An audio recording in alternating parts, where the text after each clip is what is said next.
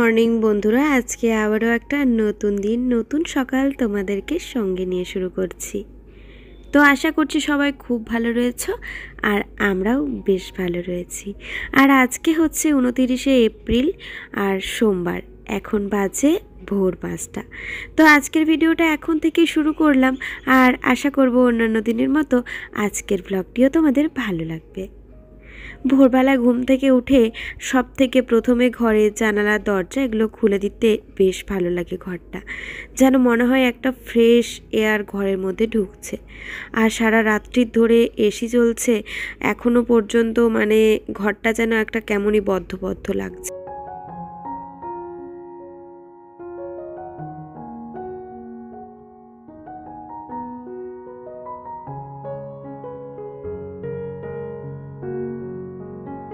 সকালে ওঠাও ভালো আর সকালের বাতাস গায়ে লাগাও ভালো। তাই সকাল সকাল একটা কাজের এনার্জি নিয়ে আজকের ব্লগটা শুরু করলাম, সাথে ঘরের কাজকর্ম শুরু করলাম বলতে পারো। সকালে উঠেই সব থেকে প্রথমে আমার যে কাজটা থাকে সেটা হচ্ছে ঘরটা ঝাড়ু দেওয়া। ঘরটা আগে ঝাড়ু দিয়ে নিয়ে তারপর আর কি সমস্ত কাজকর্মগুলো শুরু করি। আর দেখো কত নোংরা বেরিয়েছে, কালকে রাত্রিরেই ঝাড়ু দিয়েছি কিন্তু রান্নাঘরটা ঝাড়ু দেওয়া হয়নি। তো তার জন্য রান্নাঘরে এই সমস্ত কিছু ছিল আর কি। তো যাই হোক, এখন একদম পরিষ্কার পরিচ্ছন্ন হয়ে তারপরে আর কি কাপড়গুলো এখন আগে ভিজিয়ে দিই, কারণ আজকে যেহেতু ছেলের স্কুল রয়েছে তো আমি তো ওকে স্কুলে দিতে যাই। আর স্কুল থেকে আসতে আসতে 7:30 8টা মতো বেজে যায়। তো তার জন্যই এসে আবার ভেজালে সে ভিজবে না আর ছাড়বেও না নোংরা, তার জন্য এখন থেকে ভিজিয়ে দিই। কাপড় ভিজিয়ে রাখাও ঝামেলা, আবার না ভিজিয়ে রাখলে আরও সমস্যা। ভিজিয়ে রাখলে আবার সাদার মধ্যে অন্য কোনো কালার লেগে যাওয়ার আর কি ব্যাপার রয়েছে। তো আমি সবসময় কালারিং জিনিসগুলো একদিকে আর লাইট কালারগুলো আরেক দিকে রাখার চেষ্টা করি। তারপরে আর কি একটু নিজে ফ্রেশ হয়ে নেব, ব্রাশ করে মুখ ধুয়ে তারপর আর কি রান্নাঘরে চলে যেতে হবে। সকাল সকাল রান্নাঘরে বেশ কিছু কাজ থাকে, ছেলে স্কুলে যাবে তো তার টিফিন রয়েছে। আমি সব সময় আগের দিনে ছেলেকে জিজ্ঞাসা করি যে কি নিয়ে যাবি। সব সময় যে ও যেটা বায়না করে সেটাই দেওয়া যায় সেটা না, কিন্তু মাঝে মধ্যে চেষ্টা করি ওর পছন্দের মতো টিফিনটা রাখতে। আর টিফিন যদি পছন্দ মতো হয়, বাচ্চা স্কুলে কিন্তু কোনো রকম কোনো বায়না করবে না, স্কুলে সুন্দর যাবে। আসলে কি বলো তো, এই গরমের মধ্যে যখন স্কুলে যাচ্ছে তখন ঠিক আছে, কোনো অসুবিধে নেই, সুন্দর একটা ফ্রেশ এয়ার বা একটা ঠান্ডা হাওয়া দিচ্ছে। কিন্তু যখন আসছে না 11টার সময়, তখন প্রচণ্ড রকমের গরম।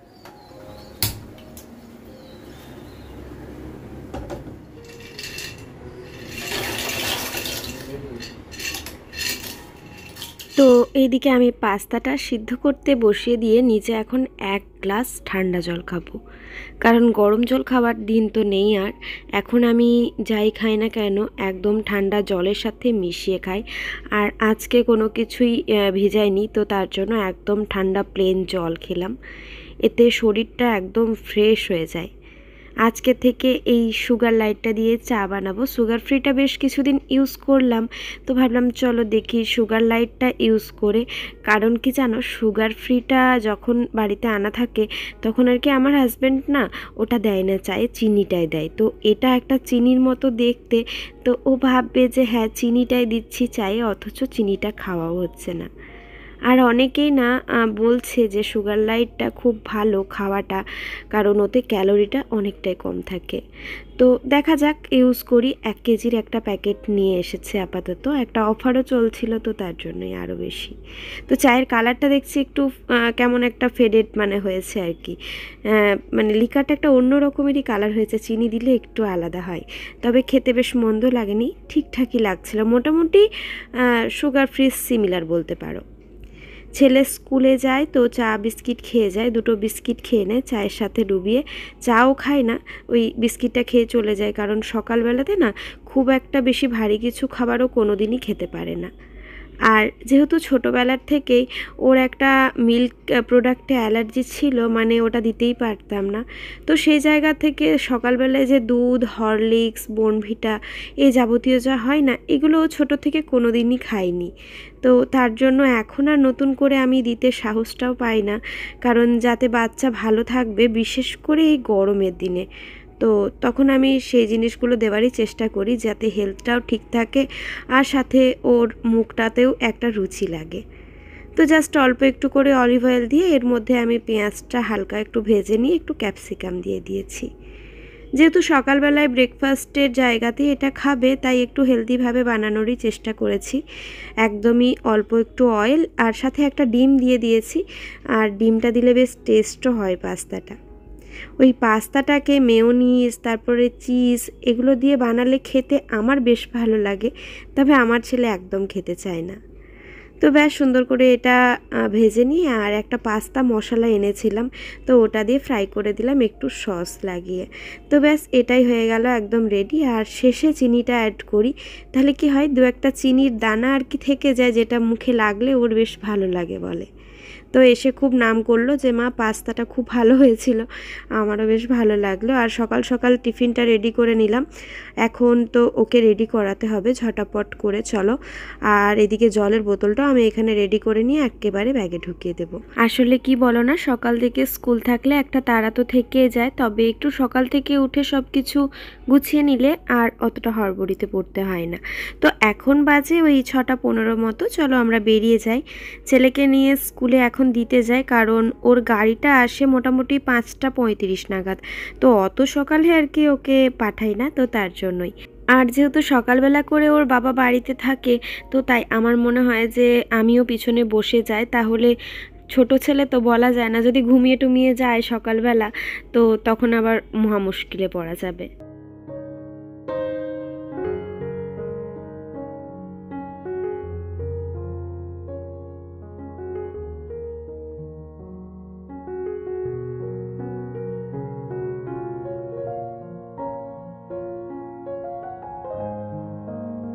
এই রাস্তাটায় গেলে এতটা ভালো লাগে, মানে গাছ যে আমাদের জন্য কি সেটা এই রাস্তাটায় গেলেই বোঝা যায়।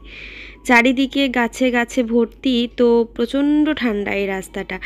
আর একটু টাউনের দিকে গেলেই ব্যাস তখনই সমস্যা, গরম যত বাড়তে থাকবে। মানুষ আর কি বুঝেও বোঝে না, সমস্ত গাছপত্র কেটে ফেলছে, আর এই তো সমস্যায় পড়তে হচ্ছে আমাদেরকে। তো যাই হোক, বাড়ি ফিরে আর কি নিজেরা একটু ব্রেকফাস্ট বলতে একটু ছাতু শরবত খেয়েছে আজকে, আর সেরকমের কিছু একটা খাইনি, মানে গরমে না আর খেতে ইচ্ছে করছে না। মানে বাইরে বাতাসটা দিচ্ছে ঠিকই কথা, কিন্তু একটা হিউমিডিটি রয়েছে, তো তার জন্য একটা সে ভাবসা যে গরমটা সে ব্যাপারটা রয়েছে। তো একটু করে ছাতু শরবত দুজনেই খেয়ে নিয়েছি। এই মেশিনটাকে নিয়ে পড়েছি মহা মুশকিলে, জানো তো। এই বেলকানিতে রয়েছে এটা, এরপরে এক একবার করে যা রোদের তাপ, তাই মনে হচ্ছে যে মেশিনটার কোনো ইন্টারনাল হ্যামারেজ না হয়ে যায়। কিন্তু কিছু করার নেই, আমার আর বাড়িতেও তো কোথাও স্পেস নেই, তাই এক একবার করে একে পরিষ্কার করি, পরিষ্কার করে একে মাঝে মধ্যে চালাই, চাদর টাদরগুলো না এর মধ্যেই দিই। তাহলে কি হয়, সপ্তাহে একটা দিনও অন্তত যদি এটা চলে তাহলেও বেশ সুবিধা আর কি। নচেত মহা মুশকিলে পড়া যাবে, এত দামি জিনিস যদি খারাপ হয়ে যায় কেমন লাগবে বলো তো। আর রিসেন্ট জানো, এখানে শুনলাম একজনের বেলকানিতে ছিল, তো তার নাকি মেশিনের কোন পোর্শনটা একটা গলে গেছে। তো সেই শুনে থেকে তো আমার একটা সবসময়ই টেনশন কাজ করছে। এটাকে সব ঝাড়াঝুড়ি করে একদম ঢাকা দিয়ে দিলাম। আর গাছগুলো না কী যে হয়েছে, এত রোদের তাপ পুরো জ্বলে যাচ্ছে গাছগুলো। তো এগুলোকে ভাবছি এরপরে ছাদে তোলারই ব্যবস্থা করতে হবে। আসলে ডাইরেক্ট যে টেম্পারেচারটা না ওটা নিতে পারছে না, মানে হিটটা একদম ডাইরেক্ট পড়ছে, তো তার জন্য এই পাতাগুলো কেমন যেন শুকিয়ে যাচ্ছে। মানে এটা কিন্তু ভেতর থেকে যে জল পাচ্ছে না বা জল দিচ্ছি না এমন ব্যাপারটা না, কিন্তু পাতাগুলো আর কি শুকিয়ে যাচ্ছে।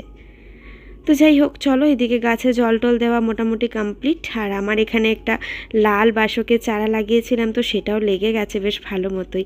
আর নতুন নতুন না ছোটো ছোটো পাতা গজিয়েছে, সাথে কারি পাতাটাও বেশ এখন টুকটাক আমার তুলে রান্না করা চলে আর কি। তো এইদিকে সকালে যে রান্না বান্না করেছিলাম তার যে বাসনপত্র সেগুলো আর কি কয়েকটা জমা হয়েছে, তো ওগুলো এখন আর কি আমি ধুয়ে নিলাম, কারণ ওগুলো আবার না ধুলে সে পড়ে থেকে যাবে। ওইদিকে তো অনেক বাসন হয়েও গিয়েছিল। তো তারপরে স্নান করে নিয়েছি, আর স্নান করে এদিকে রান্না বান্না করব। কারণ এত কিছু কাজ টাজ করলাম আর ঘামও দিয়ে দিয়েছিল, তার জন্যই ভাবলাম যে চলো সকাল করে স্নানটা সেরে নেব। তো আজকের ভিডিওতে আমি আমার কয়েকটা বন্ধুর নাম নেব, যেমন হচ্ছে রঞ্জিত দেবনাথ। তো কমেন্ট করেছিল আমাকে যে তুমি আমার নামটা নেবে বোন। দিদিভাই আমি তোমার নামটা নিলাম, আর তুমি খুব ভালো থেকো। সাথে আরেকজন কমেন্ট করেছো, তার আইডি দেখে নামটা আমি ঠিক বুঝতে পারছি না। তো রুম ট্যুর দেওয়ার কথা বলেছো, আসলে রুম ট্যুর দেবো। রুম ট্যুরের জন্য একটু প্রিপারেশন লাগে, সেই প্রিপারেশন আর কি চলছে। যাই হোক, খুব শিগগিরই তোমাদের সাথে রুম ট্যুর শেয়ার করব। যাই হোক, তোমরা আমার সঙ্গে থেকো, তাহলে অবশ্যই সব কিছুই দেখতে পারবে। তারপরে হচ্ছে সিম্পল বেঙ্গলি লাইফস্টাইল দিদি কমেন্ট করেছে, তোমার কাজ খুব ভালো লাগলো। তো থ্যাংক ইউ দিদি। আরও কমেন্ট করেছো রুমা মিষ্টু দিদিভাই, তো তোমাকে অনেক ভালোবাসা। সাথে অনুভা চৌধুরী, মাম্পি বৈরাগ্য। মাম্পি হচ্ছে আমার অনেক দিনের সাবস্ক্রাইবার, আর অনেক দিন থেকে আমাকে কমেন্ট করে। তো মাম্পি তোমাকে অনেক অনেক ভালোবাসা। সোমা মণ্ডল, সাথে রিঙ্কি সেন, তারপরে বন্যা চ্যাটার্জি, তো তারপরে রত্না গোস্বামী বলে এক দিদিভাই কমেন্ট করেছো। মমিতা দাস ব্লগ, নাহার কিচেন, সীমা ব্লগ, তারপরে পলি লাইফস্টাইল ব্লগ, সৌমি ঘোষ, বাবাই মধু, তারপরে রয়েছে মৌ ঘোষ দিদিভাই। আর প্রিয়াঙ্কা আচার্যি বলে এক দিদিভাই কমেন্ট করেছো যে তুমি কি ট্রাইপডের হেল্পে ভিডিও বানাও? হ্যাঁ, বেশিরভাগটা ট্রাইপডের হেল্পেই বানাই, তাছাড়া তো কোনো উপায় নেই, তাই না? তো তারপরে রয়েছে মুকুল বেপারি বললে একটা মনে হচ্ছে চ্যানেলই এটা। তো যাই হোক দিদিভাই, তোমাদের সবাইকে আর কি অনেক অনেক ভালোবাসা। জানি না তোমাদের কতটা ভালোবাসা পাওয়ার যোগ্য আমি, তবে যেটুকুনি অর্জন করতে পেরেছি চেষ্টা করব সেটাকে যেন সারা জীবন ধরে রাখতে পারি, কারণ এই ভালোবাসাটা সত্যি আমার কাছে একটা বিশাল বড় প্রাপ্তি।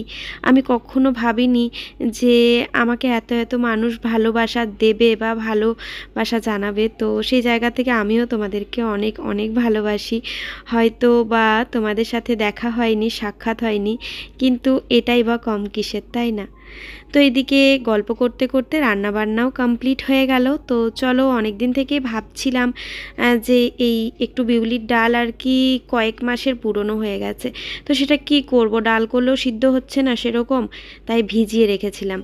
আর ভিজিয়ে ভাবলাম দই বড়া বানাবো। দই বড়া তো বানাবো অবশ্যই, তার আগে আর কি এই বড়ি কয়েকটা দিয়ে দিই।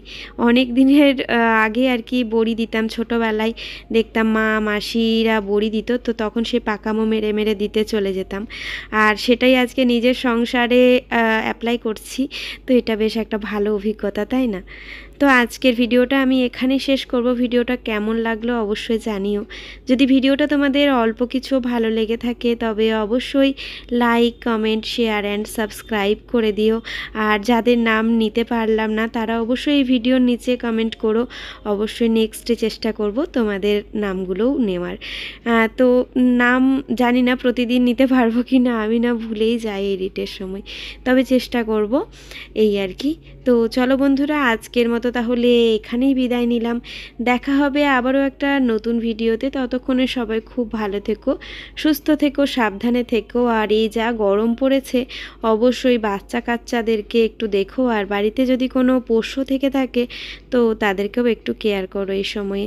সত্যি কথা বলতে তাদের ভীষণ অসুবিধা হয়ে গেছে এই সময়টাতে, এতটা গরম, কোথাও জল নেই। তো আমাদের যে ক্যাম্পাসের মধ্যে কয়েকটা ডগি রয়েছে তাদের দেখছি প্রচুর অসুবিধে হচ্ছে। তো আমরা যদি একটুখানি তাদেরকে সাহায্যের হাতটা বাড়িয়ে দিতে পারি, সত্যি তারা অনেকটা উপকার পাবে এই আর কি। তো তারা তো অবলা জীব, তার জন্য তাদেরকে একটু সাহায্য করাটা আমাদেরই কর্তব্য। আর বেশি বেশি করে সবাই গাছ লাগাই, সবাই যদি একটা করেও গাছ লাগাতে পারি তাহলেও গাছের সংখ্যাটা অনেকটা বাড়বে, তাই না? তো চলো বন্ধুরা, আজকের মতো এখানেই বিদায় নিলাম। Tata, bye bye. সবাই খুব ভালো থেকো, সুস্থ থেকো। আবারও দেখা হচ্ছে একটা নতুন ভিডিওর সাথে।